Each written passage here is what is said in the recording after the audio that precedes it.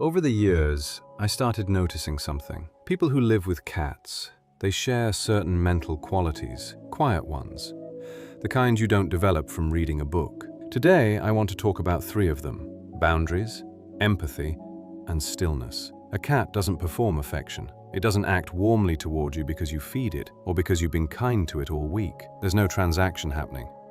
In fact, sometimes it feels like the cat owns the apartment and you're just someone it's learned to tolerate.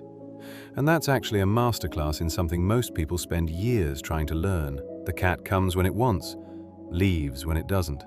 No explanation, no apology. It simply knows where it ends and where the world begins. People who live with cats absorb this. Not overnight, but slowly. They start saying no a little more easily. They stop over-explaining themselves. They learn that withdrawing isn't rejection, it's just self-respect. And they learned it from an animal that never once questioned its own right to have it. Cats don't communicate the way dogs do.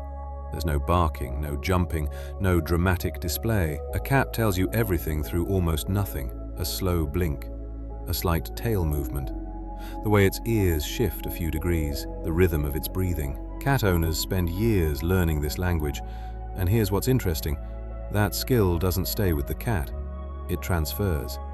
They start reading people the same way. A shift in someone's tone, a micro-expression that flashes and disappears, the slight tension in a smile that doesn't quite reach the eyes. Research actually supports this.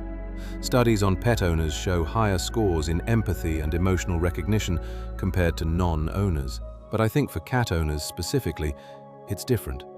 Because a cat forces you to pay attention to the quiet signals, the ones most people miss. There's something about the physical presence of a cat that changes the energy of a room.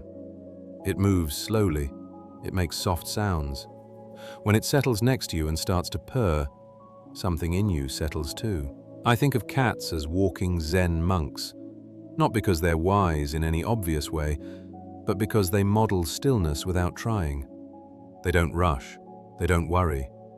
They exist completely in whatever moment they're in. And living inside that energy every day does something to you. Your baseline shifts. You learn, not from a meditation app, not from a book, but from an animal napping in a sunbeam, that it's okay to just be still. It's not just about having a pet. It's about being in daily contact with something that doesn't perform, doesn't pretend, and doesn't rush. Something that sets its boundaries without guilt, reads the room without words, and rests without apology. Maybe that's what we're really drawn to, not just the softness, but the reminder that it's possible to move through life a little more like that. And to every cat quietly running the household, we see you.